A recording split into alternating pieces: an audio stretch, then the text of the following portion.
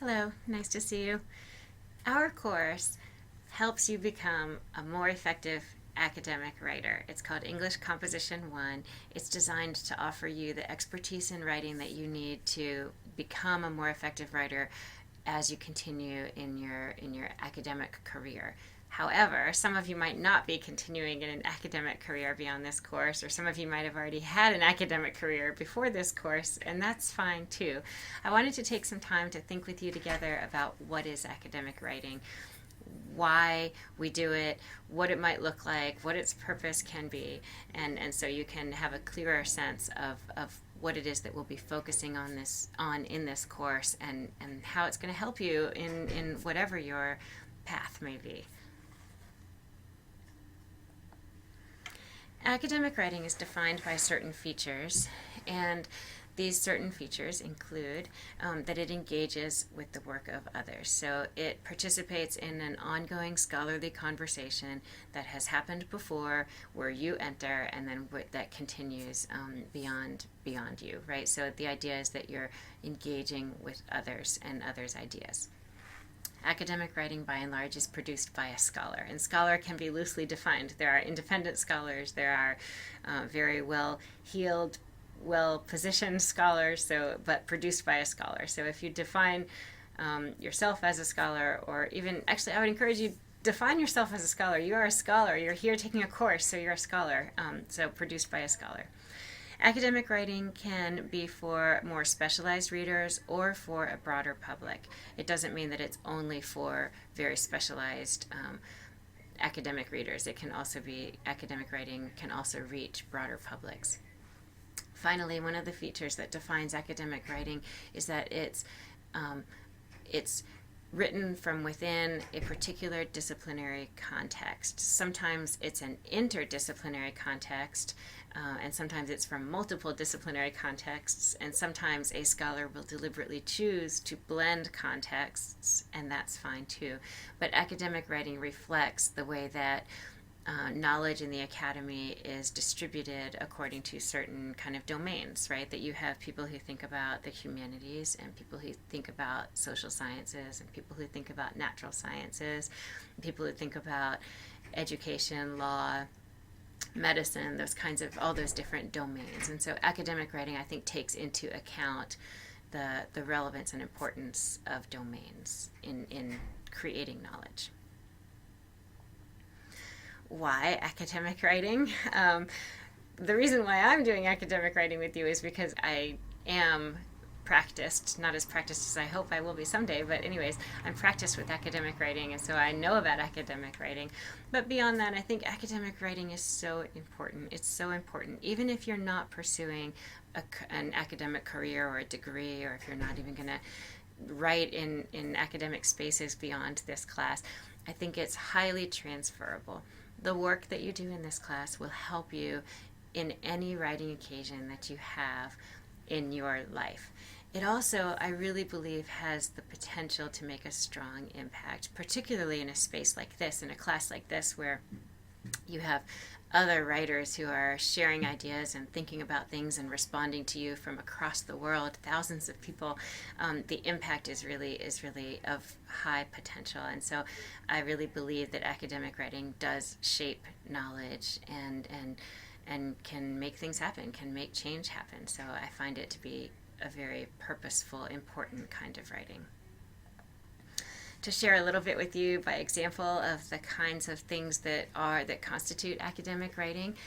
This is what I have done thus far. So I write articles in peer-reviewed journals. Peer-reviewed journals is a specific term used to describe a particular process by which scholarship gets published. So peer-reviewed means that if I have an article that I would like to submit to a journal, I send it to an editor.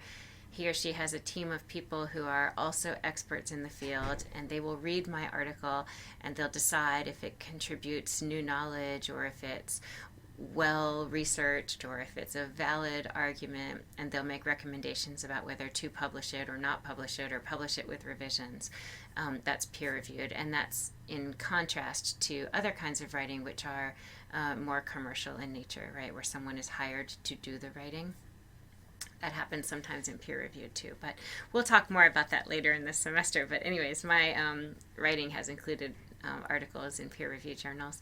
I'm working on a textbook right now, and that's a new kind of writing this year for me, but that is academic writing. I've also written a dissertation guide, and that's in process right now, and that's a kind of academic writing. I have done blog posts.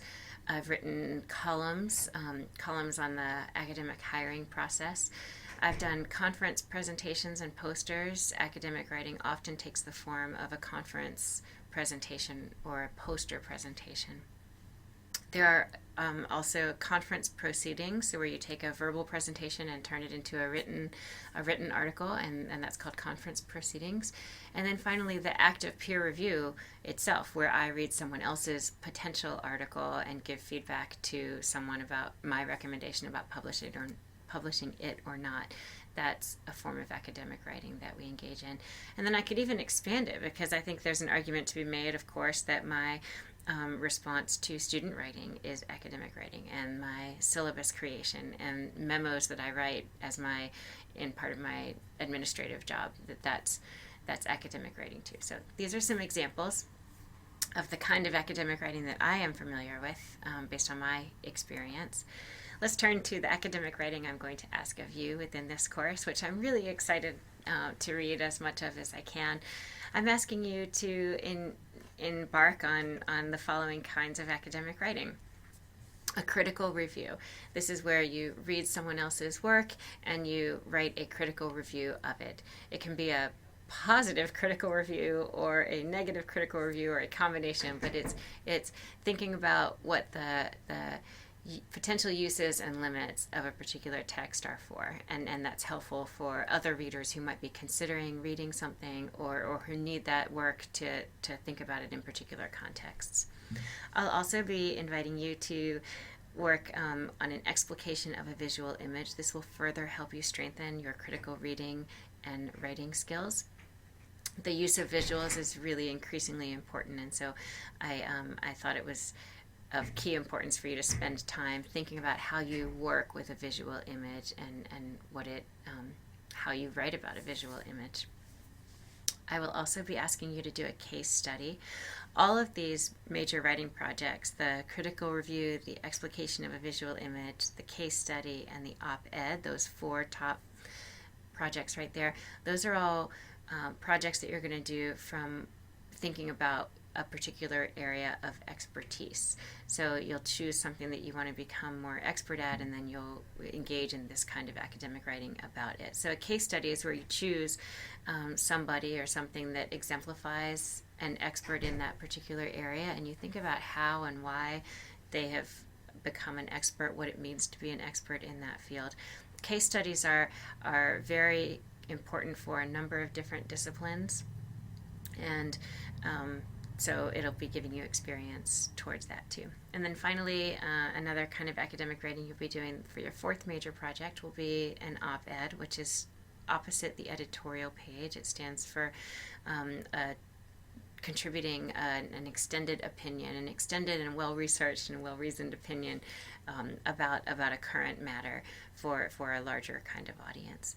And then in addition to that, the other writing, probably the writing that will occupy your attention and energy even more than those other 4, will be the self-reflections about your own writing processes and your own thinking about yourself as a writer that you're going to be doing with each project and throughout the course. The discussion forums, where you're going to be engaging in debates and conversation and ideas with each other, that's going to be key. And then offering peer response.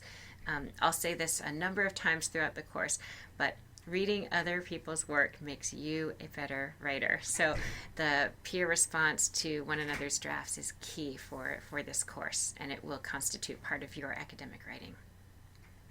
So I'm very excited to read your academic writing and think about academic writing with you, and maybe even come up with other examples and other definitions of academic writing as we move forward.